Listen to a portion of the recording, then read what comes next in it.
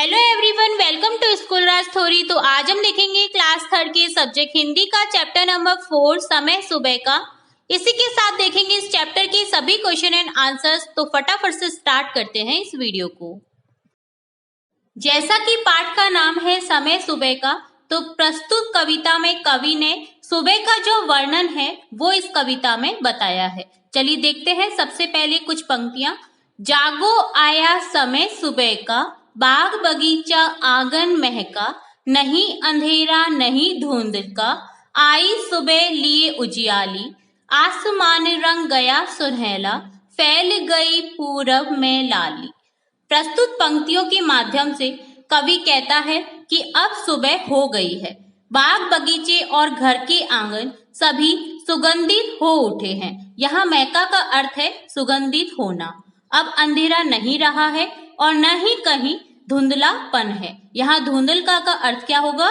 धुंधलापन, क्योंकि सवेरा एक नया उजाला लेकर आ गया है। आसमान का रंग सुनहरा हो गया है, यानी कि सोने जैसा हो गया है। यहाँ सुनहरा का अर्थ क्या होगा? सोने जैसा। और पूरब दिशा में लालिमा फैल गई है। लाली अर्थात लालिमा। सुबह का समय आ गया है, अतः तुम लोग भी जाग जाओ। तो यहाँ कवि सुबह प्रातःकाल लोगों को जगाने का प्रयास कर रहे हैं। अगला पद्यांश है, ऊंची शाखाओं को छूती किरणें आ उतरी है भू पर, ओस कणों को चुगा उन्होंने सभी जगह से एक एक कर। यहाँ कवि कहता है कि बड़े बड़े पेड़ों की ऊंची ऊंची टहनियों को छूती हुई उषा की किरणें धरती पर उतर आई हैं। यहाँ शाखाएं अर्थात पेड़ की डालियां या टहनियां। उन किरणों ने ओस के कणों को सभी स्थानों से एक एक कर चुग लिया है। तो यहाँ जो ओस कण है अर्थात पानी की जो छोटी छोटी बूंदें होती हैं, उनको क्या करा है? किरणों ने चुग लिया है। अर्थात सूरज की किरणों ने ओस की बूंदों को सुखा दिया है। यहाँ ओस कण अर्थात ओस की बूंद है। तो यहाँ कवि कह रहा है कि जो सूरज की किरणें हैं उन्होंने ओस की बूंदों को सुखा दिया है। अगला पद्यांश है, फीका पड़ा चांद का मुखड़ा, नहीं चांदनी रही यहाँ अब, सारी रात चमकने वाले तारे जाने गए कहाँ सब। तो यहाँ कवि कहता है कि सुबह के प्रकाश के कारण चंद्रमा का चेहरा कांतिहीन हो गया है, उसका प्रकाश फीका हो गया है। यहाँ मुखड़ा का अर्थ होता है चेहरा। पृथ्वी पर फैली हुई चांदनी भी चली गई है। पूरी रात आसमान में चमकने वाले तारे भी कहीं गायब हो गए हैं, अर्थात तारे भी सुबह के प्रकाश में कहीं छिप गए हैं। अगला पद्यांश है, मुर्गों ने उठ बाग लगाई, चहक उठी चिड़िया मन भाई, कुकड़ू को चींची आवाजें गूंज उठी कानों में भाई। यहाँ कवि कहते हैं कि प्रातःकाल अर्थात सुबह होने पर मुर्गों ने कुकड़ू की आवाज से बाग लगा दी है और चिड़ियाओं की चींची कर चहकने की मन को भाने वाली आवाज अब हमारे कान में सुनाई पड़ने लगी है। यहाँ चहक उठी अर्थात चहकना। अतः अब तुम लोग भी जाग जाओ। तो यहाँ कवि कह रहे हैं कि सुबह होने पर मुर्गों ने आवाज दे दी है, चिड़ियाओं की चहकने की आवाज आ गई है, अतः अब तुम लोग जाग जाओ। अगला पद्यांश है, बाग बगीचों अमराई में कूक उठी है कोयल काली, फूलों से भर अपनी झोली, फूली नहीं समाई डाली।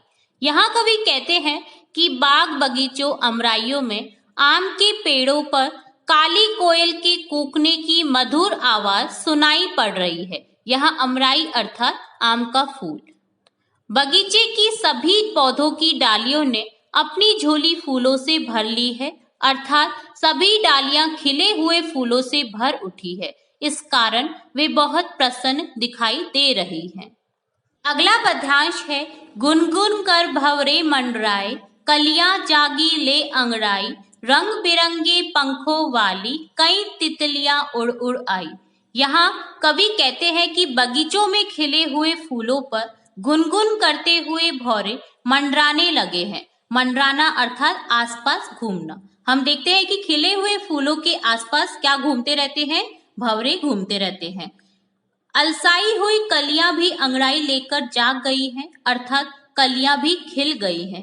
रंग बिरंगे पंखों वाली छोटी बड़ी बहुत सी तितलियां वहां उड़कर आ गई है। अगला पद्यांश है, छोड़ बिछौना उठ बैठो सब, आलस छोड़ो आंखें खोलो, दांत मलो मुंह हाथ पांव धो, सभी साफ सुथरे अब होलो, हुआ उजाला हल्का हल्का, जागो आया समय सुबह का। यहाँ कवि कहते हैं कि अब आंखें खोलो और आलस्य को छोड़कर अपने अपने बिस्तर को त्याग कर सभी उठकर बैठ जाओ। यहाँ बिछौने का अर्थ होता है बिस्तर। दांत साफ करो, मुंह हाथ पांव धोकर अर्थात नहाकर सभी लोग साफ और स्वच्छ हो जाओ, क्योंकि धीरे धीरे प्रकाश बढ़ता जा रहा है, अर्थात सुबह का समय आ गया है। यहाँ साफ सुथरे का अर्थ है स्वच्छ होना। ये था समय सुबह का कविता का कंप्लीट भावार्थ। अब हम करेंगे इस चैप्टर के सभी क्वेश्चन एंड आंसर। सबसे पहले अभ्यास कार्य में दे रखे हैं कठिन शब्द, जिन्हें हमने पाठ के साथ साथ ही देख लिया था, फिर भी एक बार फिर से रिपीट कर लेते हैं। सबसे पहला शब्द है आंगन, जो कि होता है घर में खुला स्थान। लाली अर्थात लालिमा या ललाई। उजियाली अर्थात रोशनी। ओस कण अर्थात ओस की बूंदे। चहकना, जिसका अर्थ होता है चहचहाना। अगला पार्ट है उच्चारण के लिए। यहाँ कुछ शब्द रखे हैं जिन्हें हमें उच्चारण करके बोलकर देखना है। सबसे पहले शब्द है किरणें। अगला शब्द है रंग बिरंगी। अगला शब्द है गूंज। अगला शब्द है चांद। अगला शब्द है मुंह। अगला शब्द है पंछी। नेक्स्ट पार्ट देखेंगे। अगला पार्ट है सोचे और बताए, जिसमें क्वेश्चन फर्स्ट है सुबह के समय कौन कौन महका। तो यहाँ हमें इस क्वेश्चन का आंसर बताना है। आंसर है बाग बगीचा और आंगन। सेकंड क्वेश्चन है कानों में किसकी आवाजें गूंजने लगी। तो यहाँ इस क्वेश्चन का आंसर है चिड़िया और मुर्गों की आवाजें गूंजने लगी। नेक्स्ट क्वेश्चन थर्ड है अंगड़ाई लेकर कौन जागी। तो इस क्वेश्चन का आंसर है कलियां। अंगड़ाई लेकर कौन जागी, कलियां जागी। नेक्स्ट पार्ट है लिखे, जिसमें क्वेश्चन फर्स्ट है रिक्त स्थानों की पूर्ति करें। यहाँ कुछ कोष्ठक में शब्द दे रखे हैं, जिनमें से हमें दिए गए रिक्त स्थानों में उन्हें फिल करना है। तो यहाँ सबसे पहला वाक्य है बाग बगीचा ब्लैंक महका। तो यहाँ रिक्त स्थान में आएगा आंगन। बाग बगीचा आंगन महका। ख दे रखा है कूक उठी है ब्लैंक। तो यहाँ ब्लैंक में आएगा कोयल काली। कूक उठी है कोयल काली। गे दे रखा है फीका पड़ा ब्लैंक का मुखड़ा। तो यहाँ रिक्त स्थान में आएगा चांद। फीका पड़ा चांद का मुखड़ा। घे है रिक्त स्थान ने उठ बाग लगाई। तो यहाँ रिक्त स्थान में आएगा मुर्गो। मुर्गों ने उठ बाग लगाई। नेक्स्ट क्वेश्चन सेकंड है कौन कैसी बोली बोलता है मिलान करें। तो यहाँ कुछ पक्षियों के नाम दे रखे हैं, जिनका हमें उनकी बोली से मिलान करके बताना है। तो चलिए देखते हैं इस क्वेश्चन का आंसर। सबसे पहले है मुर्गा, जिसकी आवाज से मिलान करेंगे। आवाज कैसी होती है मुर्गा की, कुकड़ू कू। तो हम यहाँ मिलान कर देंगे कुकड़ू कू से। अगला है कोयल, जिसकी आवाज होती है कुहू कुहू। तो यहाँ मिलान कर देंगे कोयल को कुहू कुहू से। अगला शब्द है चिड़िया, जिसकी आवाज होती है चींची। चिड़िया कैसे बोलती है, ची ची। तो यहाँ मिलान कर देंगे चिड़िया को चींची से। अगला है भौरा। भौरा की आवाज कैसी होती है, गुनगुन। तो यहाँ मिलान कर देंगे भौरा को गुनगुन से। अगला है कौवा। कौवा की आवाज कैसे होती है, काव काव। तो यहाँ कौवा को मिलान कर देंगे काव काव से। और लास्ट है तोता, जिसकी आवाज होती है टी टी। तो यहाँ तोता को मिलान कर देंगे टीटी से। नेक्स्ट क्वेश्चन थर्ड है सुबह उठकर हम क्या क्या काम करते हैं। तो चलिए देखते हैं। तो आंसर है सुबह उठकर हम दांत साफ करते हैं, मुंह हाथ पांव धोते हैं अर्थात नहाते हैं, ईश्वर को प्रणाम करते हैं। नेक्स्ट क्वेश्चन है प्रातःकाल कौन कौन से पक्षियों की आवाज सुनाई देती है। आंसर है प्रातःकाल मुर्गे, चिड़िया, कोयल, भंवरे की आवाज सुनाई देती है। नेक्स्ट क्वेश्चन 5th है, पूरब में लाली किस समय फैलती है? आंसर है पूरब में लाली सुबह के समय फैलती है। नेक्स्ट क्वेश्चन नंबर 6 है, किरणों ने भू पर उतरकर क्या किया? तो यहाँ आंसर है किरणों ने भू पर उतरकर ओस के कणों को चूग लिया। नेक्स्ट क्वेश्चन 7 है, फूली नहीं समाई डाली से क्या तात्पर्य है? आंसर है फूली नहीं समाई अर्थात प्रसन्न होना। ये एक मुहावरा है, फूली नहीं समाना अर्थात प्रसन्न होना। इसका अर्थ यह है कि जब पेड़ की डालियां फूलों से भर जाती है तो फूलों से भरी डालियां प्रसन्न दिखाई देती है। प्रसन्न दिखाई देना अर्थात खुश दिखाई देती है। नेक्स्ट क्वेश्चन 8 है, फीका पड़ा चांद का मुखड़ा से क्या आशय है? आंसर है इस पंक्ति का आशय है कि सुबह के उजाले अर्थात प्रकाश से जो चांद से फैला प्रकाश था वो अब फीका पड़ गया है। नेक्स्ट पार्ट है भाषा की बात। यहाँ क्वेश्चन है, पाठ में आए फूल को पुष्प, कुसुम, सुमन आदि अनेक नामों से जाना जाता है। ऐसे ही किसी शब्द के समान अर्थ वाले शब्दों को पर्यायवाची शब्द कहते हैं। इसी प्रकार निम्नलिखित शब्दों के पर्यायवाची शब्द लिखें। तो यहाँ हमें पाठ में आए जैसे फूल को पुष्प, कुसुम, सुमन आदि अनेक नामों से जाना जाता है, तो ये सभी क्या है?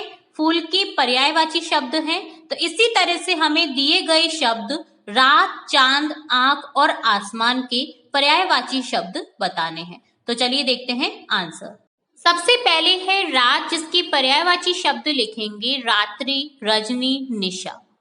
अगला शब्द है चांद, जिसका पर्यायवाची शब्द होंगे सुधांशु, राकेश, निशाकर। अगला शब्द है आंख, जिसके पर्यायवाची शब्द होंगे अक्षी, नयन, नेत्र। और लास्ट शब्द है आसमान, जिसके पर्यायवाची शब्द होंगे अंबर, आकाश और गगन। चलिए नेक्स्ट पार्ट देखेंगे। नेक्स्ट पार्ट है यह भी करें, जिसमें क्वेश्चन है, इस पार्ट के आधार पर सुबह का वर्णन अपने शब्दों में लिखकर कक्षा में सुनाए। तो आपको क्या करना है कि इस पार्ट को सबसे पहले रीड करना है, इसका भावार्थ समझना है, उसके आधार पर सुबह का वर्णन अपने शब्दों में लिखना है और उसे अपनी कक्षा में सुनाना है। नेक्स्ट क्वेश्चन है, सारणी की पूर्ति करें। यहाँ एक सारणी दे रखी है जिसमें एक तरफ लिखा हुआ है फूल व फल का नाम और एक तरफ लिखा हुआ है रंग का नाम। यहाँ एग्जाम्पल के तौर पे हमें समझा रखा है, जैसे यहाँ दे रखा है फूल का नाम गुलाब, जिसका रंग होता है लाल। तो इसी तरह से हमें फूल या फल यहाँ लिखने हैं और उनके रंगों का नाम उनके सामने लिखना है। तो चलिए देखते हैं आंसर।